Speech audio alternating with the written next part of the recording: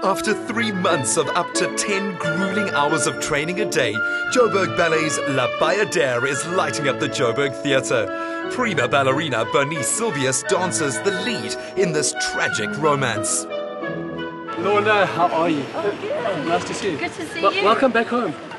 Welcome back home, right? Yeah, it's like you never left. Welcome I know, back. in proper ballet gear. And looking good at it. Well done. Thank you so much.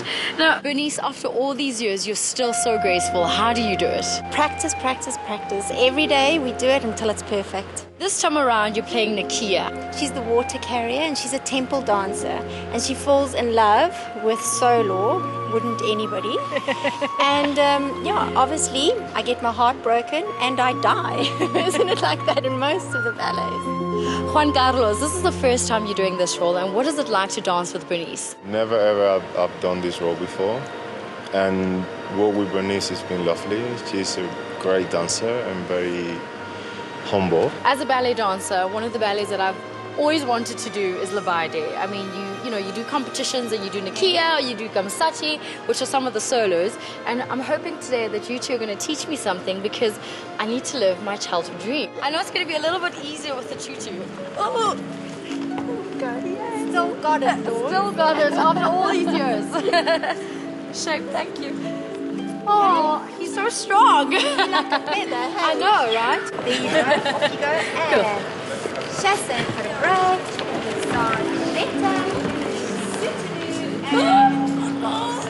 That's what we talk about great partnership. He trusts me and I trust him, and we're able to do something like that when I haven't danced in so many years. Using state-of-the-art technology, visionary set designer Andrew Botha was able to bring the exotic temples and magnificent palaces of India to the South African stage.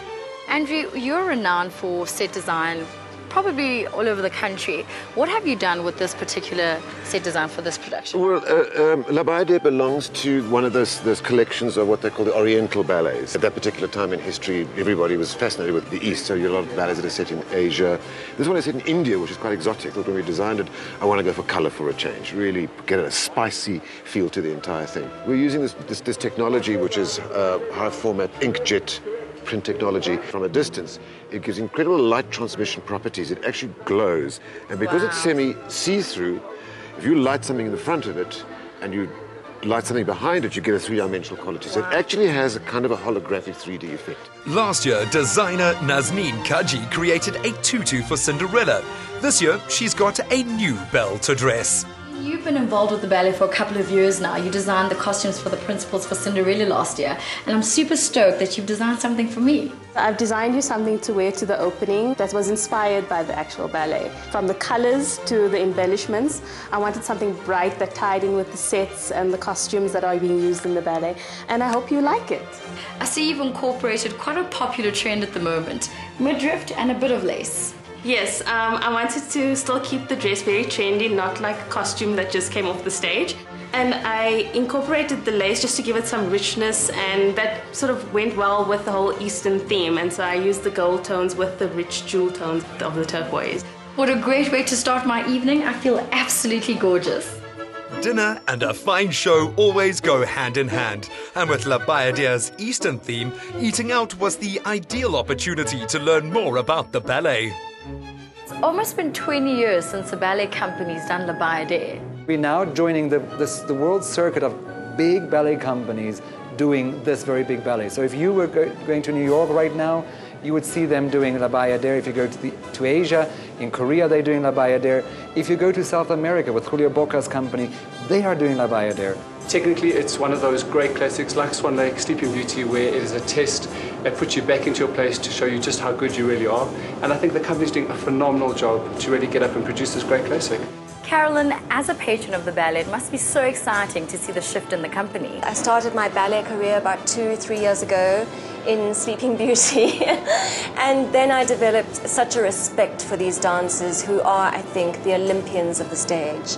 I mean, the discipline, the technique, I really got to understand. 8 hours a day is unbelievable. To celebrate 20 years of good relations between South Africa and Cuba, and its own 5-year association, the Joburg Ballet is playing host to 7 talented Cuban dancers. Why do you think South Africans should come out in droves to support the Joburg Ballet? Well, I mean, a cast of 60 on stage with some of the best Cuban dancers. I mean, how can you not attend this ballet? We're in for a real treat. Passion, pliés, and a touch of spice. Catch La Bayadere at the Joburg Theatre until the 28th of September.